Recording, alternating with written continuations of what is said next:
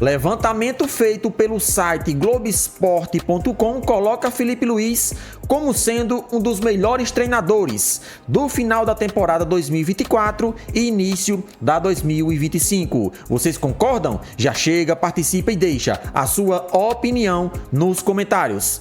Vamos trazer aqui um recorte do canal Opina Porco, onde Neto faz uma análise perfeita e no final critica a forma que fizeram esse levantamento.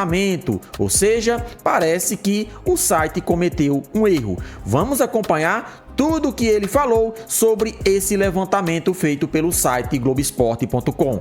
Link do canal Opina Porco na descrição como forma de créditos. Pessoal, saiu uma matéria no GE, agora um levantamento feito pelo GE, com o seguinte destaque: Filipe Luís do Flamengo é o técnico com maior invencibilidade no Brasil. Veja top 10. Então eles estão falando aqui sobre o início da temporada brasileira e também um pouco além. Eles não pegaram só o início da temporada brasileira, mas eles pegaram um levantamento também com o final da temporada passada. E fizeram um levantamento dos técnicos que têm mais vitórias, que estão em um período de invencibilidade maior. E elencaram isso. E um dos destaques, na verdade o grande destaque, foi o Flamengo com o técnico Filipe Luís, que encabeça esse top 10. Então vamos ver aqui, ó. O top 10. Em primeiro lugar você tem o Filipe Luís, que é o Flamengo, que tem uma sequência de 21 jogos invicta. São 15 vitórias e 6 empates. No período compreendido desde que ele assumiu em 2024 até esse momento da atual temporada. Em segundo lugar nós temos o Thiago Carpini, olha só, que vem fazendo um trabalho excelente no Vitória, para você ver, né, cara? Ele é um técnico jovem, que se destacou no Água Santa. Com o destaque dele no Água Santa, ele foi contratado pelo São Paulo, onde ele teria um arcabouço de jogadores ali muito melhores para se trabalhar, só que foi um fiasco. Foi um fiasco no São Paulo. Não conseguiu consolidar o seu trabalho no São Paulo. E agora ele vai consolidando o seu trabalho no Vitória, inclusive livrou a equipe de rebaixamento e tem 20 jogos em sequência invicta, com 13 vitórias e 7 empates. Depois disso a gente tem o Ramon Dias com o Corinthians, aí vem o Maurício Barbieri com o Atlético Paranaense e depois vem o Roger Machado com o Internacional, e aí o Abel Ferreira ele só aparece em sexto lugar, com 5 vitórias e 4 empates em 9 jogos. Mas assim, o Abel Ferreira aqui, eles pegaram 9 jogos só. É injusto eles fazerem uma comparação pegando 20 jogos do Filipe Luís e do Carpini e pegando só 9 jogos do Abel. Porque afinal, ano passado o Abel também tava no Palmeiras. Ó, aqui o Abel, eles só pegaram a temporada de 25-25. Pô, ô Globo, vocês estão de sacanagem, né? Vocês pegam a temporada do Filipe Luís e do Thiago Carpini, vocês pegam lá em 24. A temporada do Abel vocês pegam só de 25. Até mesmo pro leitor, o próprio torcedor do Palmeiras vendo essa tabela, ele tira a credibilidade dela aqui nesse momento, tá? Não tô tirando a credibilidade dos técnicos. Não tô tirando a credibilidade do Filipe Luís, do Thiago Carpini, não é isso. Nem do Ramon Dias. Mas vocês pegaram uma quantidade de jogos muito menores aqui. Vocês pegaram os últimos 20 jogos do Filipe Luís, os últimos 20 jogos do Carpini, e aí o Ramon Dias, o Barbieri, o Roger Machado e o Abel, vocês pegaram 10 jogos. Não faz sentido vocês fazerem um ranking desse. O ranking ele tem que ser igual. Não, vamos pegar os últimos 20 jogos de todo mundo. Por que vocês pegaram a temporada de 24 aqui, ó? Tá vendo? Temporada de 24 e 25 do Filipe Luís, 24 e 25 do Barbieri. Abel Ferreira tá aqui, ó. 25-25, Barbieri 25-25, Ramon Dias 25-25. Não faz sentido a comparação que vocês estão fazendo. Então pega de 25 todo mundo, então. Ou você pega o mesmo período para todos, ou vocês pegam só 25 para todo mundo também. Não faz sentido. Entendeu? Uma falha grosseira. Uma falha grosseira da matéria aqui do Globo.com. E a realidade é essa, é feedback aqui. É feedback porque um veículo esportivo, ele tem que trazer a isonomia nesses processos comparativos. Qualquer um, até a gente que é um canal de resenha, de torcedor, a gente sabe disso. É impossível que profissionais de jornalismo não sabem disso.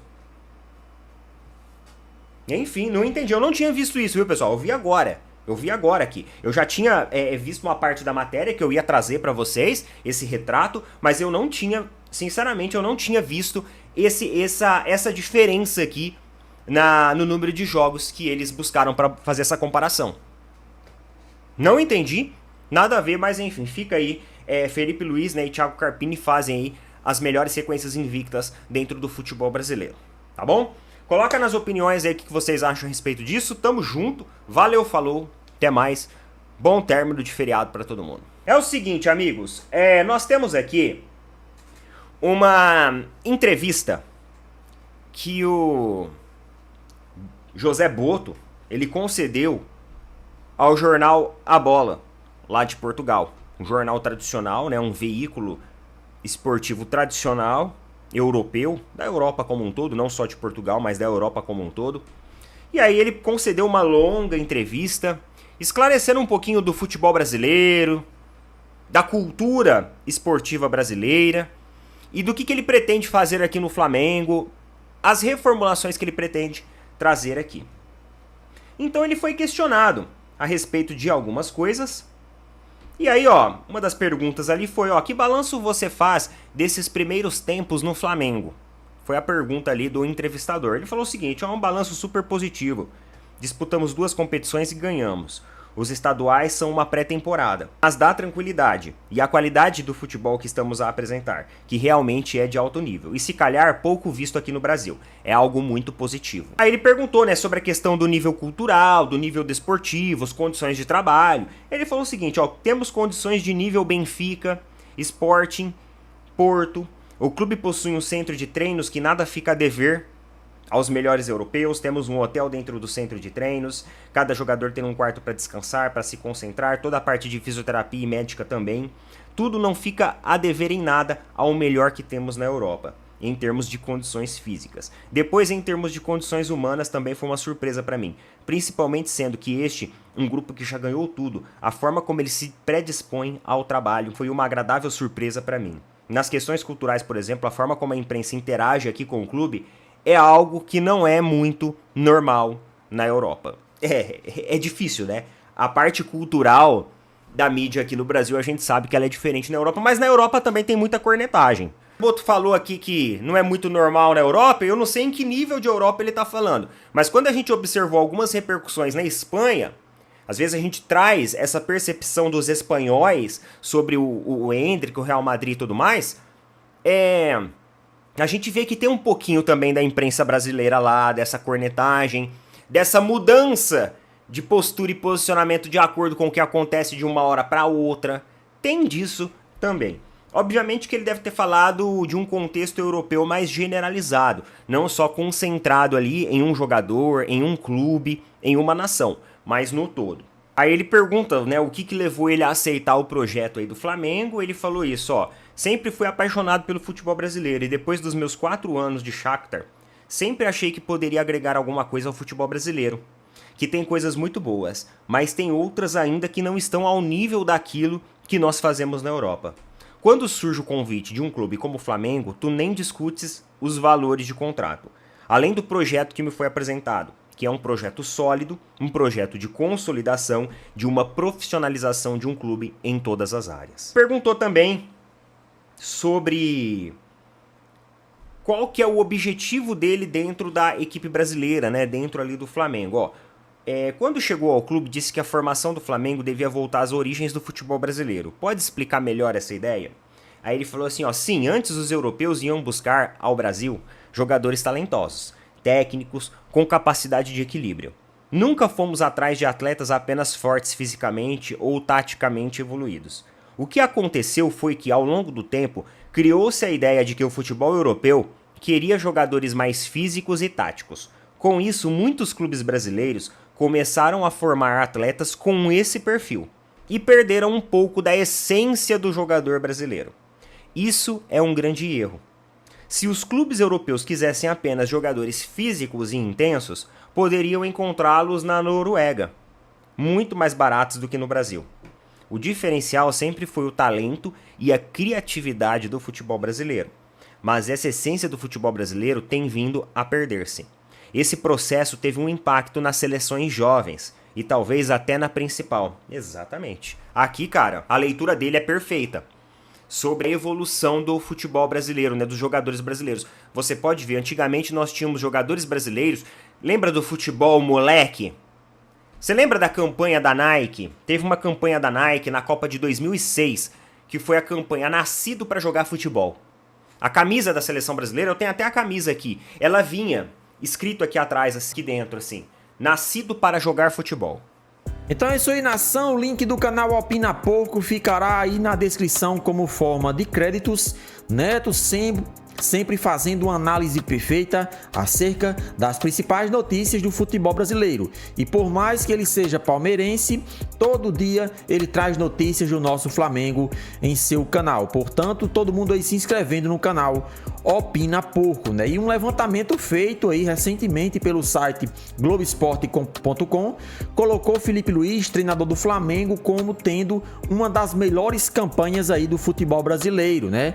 Esse levantamento pegou o final da temporada de 2024 e o início da de 2025, né? Só que Neto faz uma análise muito perfeita e percebe algo que ninguém percebeu. O levantamento feito com outros clubes é apenas o início da temporada 2025. Já o Flamengo é o final de 2024 com o início da 2025. Ou seja, o clube levou essa vantagem, né? Porque tem um período maior e desde que Filipe Luís começou a treinar o Flamengo, no final da temporada 24, né, em outubro, que Tite saiu, ele tem números muito bons. Para você ter uma ideia, desde que ele assumiu o Flamengo, só perdeu um jogo, que foi na temporada passada, diante do Fluminense. Então, de acordo com o Neto, esse levantamento aí tem que ser levado em consideração essa questão. Alguns clubes foram analisados apenas a temporada de 2025, que está iniciando agora. Já o Flamengo não, pega um recorte maior, por isso leva vantagem. Eu até concordo que esse tipo de levantamento foi feito de maneira errada. Tem que cumprir a regra, tem que cumprir a forma que esse levantamento foi feito para todas as equipes. Se o Flamengo, que teve o seu treinador como sendo o melhor, o recorte foi pego do final de 2024 ao início de 2025, todos os treinadores e todos os clubes deveriam ser levados em consideração também esse período.